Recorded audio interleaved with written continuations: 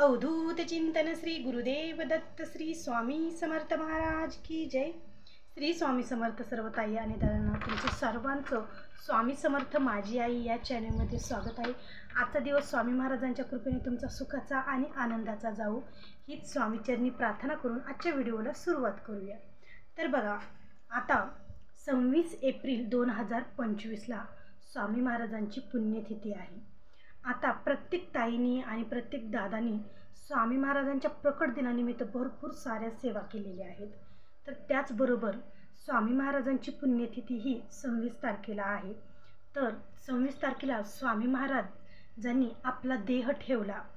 बघा, स्वामी आत्तापर्यंत सुद्धा आपल्यासोबत असते, पण स्वामींचा जो काही काळ होता त्यानुसार स्वामी महाराजांनी त्यांचा देह ठेवला आणि आत्ताही निर्गुण स्वरूपात स्वामी महाराज आपल्यासोबत आहेत, आपल्या भक्तांसोबत आहेत।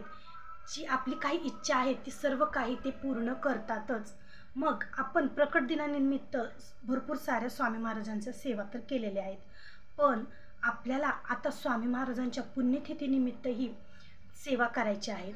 बघा, स्वामी महाराजांचे पारायण करू शकतात, म्हणजे स्वामी चरित्र सारामृताचे पारायण करू शकतात, गुरुचरित्राचे पारायण करू शकतात, तारक मंत्राचं अनुष्ठान करू शकतात किंवा श्री स्वामी समर्थ महाराजांचा जप करू शकतात। अशा बऱ्याचशा सेवा आहेत। तर आता ज्यांना कुणाला स्वामी महाराजांच्या प्रकट दिनानिमित्त कोणतीच सेवा जमली नाही, त्यांनी ज्या स्वामी महाराजांच्या पुण्यतिथीनिमित्त जी काही तुम्हाला सेवा होईल ती करू शकतात। बघा, आता गुरुचरित्र पारायणाचाही सप्ताह लवकरच चालू होतो स्वामी महाराजांच्या पुण्यतिथीनिमित्त। तर ज्यांना कोणाला गुरुचरित्र पारायण करायचं आहे त्यांनी आवर्जून गुरुचरित्र पारायणाला बसावं। त्याचबरोबर बघा, आता आपण प्रत्येक वेळेस काय करतो की आपली काहीतरी इच्छा असते, आपली ही इच्छा पूर्ण व्हावी, ती इच्छा पूर्ण व्हावी, यासाठी आपण स्वामी महाराजांकडे प्रार्थना करतो, स्वामी महाराजांकडे संकल्प करत असतो आणि सेवेला लागत असतो। पण अशा काही सेवा तुम्ही करत जावा जेणेकरून त्याच्यामागे आपला कोणताही स्वार्थ नसू नये, त्याच्यामागे कोणताही संकल्प नसू नये। बिना संकल्पाची, बिना स्वार्थाची, बिना काही स्वामीला मागता आपण स्वामी महाराजांसाठी ही काही सेवा करायलाच पाहिजे।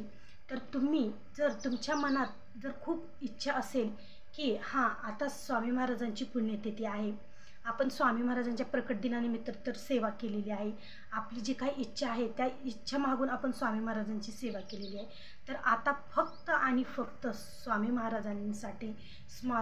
महाराजांसाठी आपण ही सेवा करायची आहे। तुम्हाला जी छोटी मोठी जी काही सेवा होईल ती तुम्ही सेवा करायची आहे। का तर फक्त स्वामी महाराज ही सेवा तुमच्यासाठी। मग त्याने तुम्ही संकल्प करू नका, काहीही करू नका, फक्त स्वामींसाठी ही सेवा करा। आता बघा, तुम्हाला जर खूप अडचण असेल, तुम्हाला संकल्पच करावा लागत असेल, तर तुम्ही काही अशा सेवा संकल्प करून सुद्धा करू शकतात। आता तुम्हाला जर जमलं तर तुम्ही बघा, आता तुम्ही हा व्हिडिओ ज्या दिवशी तुमच्यापर्यंत हा व्हिडिओ येईल त्या दिवशीपासून सुद्धा तुम्ही स्वामी चरित्र सारामृताचे पारायण करू शकता।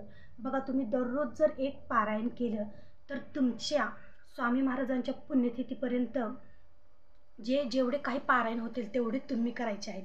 बघा, तुमचे 11 पारायण होत, 7 पारायण होत किंवा 3 पारायण होत किंवा आणखीन 1 पारायण हो, असं कितीही पारायण हो, तर दिवसाला तुम्ही एक जरी पारायण केलं तरी पण ते खूप अतिउत्तम असणार आहे। आणि जर तुमच्या जीवनात जर काही अडचणी असेल, ज्या काही संकट असतील, जी काही तुमची इच्छा असेल, तर ती न काही संकल्प करता, न काही स्वामी महाराजांना मागता तुमची ही इच्छा पूर्ण होणार म्हणजे होणारच। तुम्हाला संकल्प करायची सुद्धा गरज नाही, कारण स्वामी महाराज तुमची मनातील इच्छा ओळखून तुम्हाला त्याचं फळ नक्कीच देतील। की तुम्ही आता काही संकल्प केला नाही, तुम्ही स्वामी महाराजांना कोणतीच इच्छा मागितली नाही की माझं हे पूर्ण होऊ द्या, मी तुमची ही सेवा करेल, मी तुमची ती सेवा करेल, माझं असं होऊ द्या, तसं होऊ द्या। तुम्ही काही जरी स्वामी महाराजांना नाही मागितलं तरी स्वामी महाराज तुमच्या मनातील इच्छा ओळखतात, तुमचे दुःख, तुमचे संकट सर्व काही स्वामी महाराज ओळखतात आणि त्यानुसार तुम्हाला त्या सेवेचं फळ हे स्वामी महाराज 100% देणार म्हणजे देणारच. तुम्ही स्वामी महाराजांना काही नाही मागितलं तरी तुमच्या जी काही मनात इच्छा आहे ती पूर्ण होणार म्हणजे होणार. ती म्हणजे हे स्वामी महाराजांच्या निस्वार्थ सेवेने, काहीही न मागता तुम्हाला स्वामी महाराजांची जर तुम्ही ही सेवा केली तर बघा, आयुष्यात तुम्हाला काहीही कमी पडणार नाही. तुम्हाला स्वामी महाराज इतकं देतील की तुमचा पदरसुद्धा कमी पडेल घेण्यासाठी, इतकं भरभरून तुम्हाला स्वामी महाराज देतील. फक्त आपण मनात काही न ठेवून जर स्वामी महाराजांची निस्वार्थपणे सेवा केली तर मग तुम्ही आता स्वामी महाराजांचे जर तुम्हाला दररोज जर जमलं तर स्वामी महाराजांचं दररोज एक पारायण करू शकतात. दररोज नाही जमला, वेळ नसेल तर तुम्ही दररोज स्वामी महाराजांचे 7 पारायण करू शकतात. म्हणजे आज 7 उद्या 7 असे 3 दिवसात तुमचे 21 अध्याय पूर्ण होतात. तर 3 दिवसात तुमचं 1 पारायणसुद्धा होऊ शकतं. अशा प्रकारे तुम्ही दररोज 7 जर अध्याय वाचले तर 3 दिवसात तुमचं 1 पारायण पूर्ण होतं. 6 दिवसात तुमचं 2 पारायण पूर्ण होतं. 9 दिवसात 3 पारायण पूर्ण होतात. असे सुद्धा तुमचे पारायण तुम्ही पूर्ण करू शकता स्वामी महाराजांच्या पुण्यतिथीनिमित्त.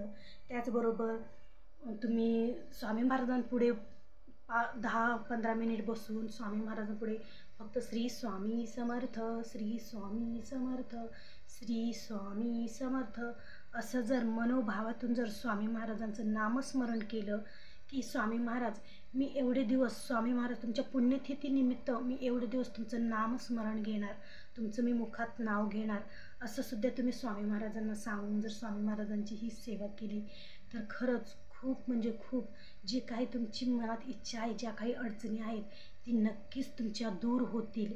तर तुम्ही ह्या सेवा जर केल्या स्वामी महाराजांच्या पुण्यतिथीनिमित्त. आता जर तुम्हाला काही खूप खरीच अडचण असेल, तुम्हाला संकल्पच करून सेवा करायची असेल तर तुम्ही मग संकल्प करून सुद्धा सेवा करू शकतात. मग संकल्प करून जर तुम्हाला सेवा करायची असेल तर त्याच्यासाठी मांसाहार वर्ज्य, जेवढे दिवस तुमची ही सेवा आहे तेवढ्या दिवस तुम्हाला मांसाहार वर्ज्य करायचं आहे.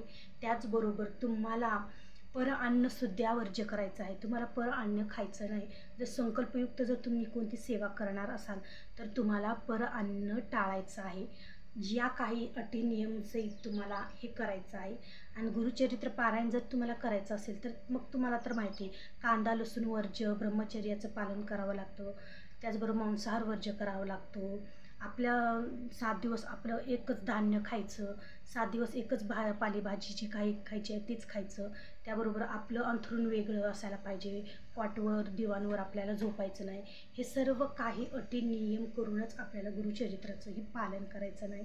त्याचबरोबर तुम्ही गुरुचरित्राचं पारायण करत असाल, स्वामीचरित्राचं पारायण करत असाल तर तुम्हाला नवीन वस्त्र, नवीन साडी, नवीन परकर ब्लाऊज घालूनच तुम्ही जर हे पारायण केलं तर खूप म्हणजे खूप छान असणार आहे. कारण त्याचबरोबर तुम्ही हातामध्ये काचेच्या बांगड्या असाव्या, कपाळाला कुंकू असावं. अशा प्रकारे तुम्ही 7 दिवस हे नियम पाळून पारायण जर केलं तर तुम्हाला याचं फळही तितकंच लवकर आणि छान मिळणार आहे. तर अशा या छोट्या मोठ्या स्वामी महाराजांच्या सेवा तुम्ही स्वामी पुण्यतिथीनिमित्त नक्कीच करून बघा आणि अनुभव घ्या. न मागता सुद्धा सर्व काही तुम्हाला मिळणार. तर आजचा व्हिडिओ असा होता. आवडला असेल तर नक्की लाईक, शेअर आणि सबस्क्राईब करा. भेटू पुन्हाच अशा एका नवीन व्हिडिओसोबत. तोपर्यंत श्री स्वामी समर्थ.